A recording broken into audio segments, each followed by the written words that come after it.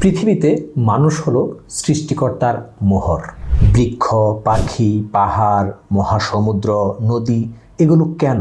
সূর্য কেন পৃথিবীকে আলো দেয়? চাঁদ কেন রাতকে মহিমান্বিত করে? সমুদ্রের উত্তাল স্রোত কেন খেলা করে? কেন নদী বয়ে চলে? সূর্যোদয় কেন হয়?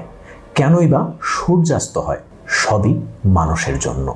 পৃথিবীর সমস্ত সৌন্দর্য, যত চমক, সব কিছুই শুধুমাত্র মানুষের জন্য, মানুষের সুখ শান্তির জন্য। কিন্তু মানুষ অকৃতজ্ঞ। আল্লাহ আমাদের সৃষ্টিকর্তা, তিনি দেখেন কিন্তু দেখা দেন না। এই নিঃশ্বাস যদি না নেওয়া যেত, মানুষ এখানে থাকতো না।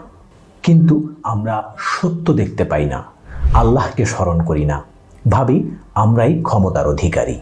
আল্লাহ আমাদের কৃতজ্ঞ বান্দা হওয়ার তৌফিক দান করুন।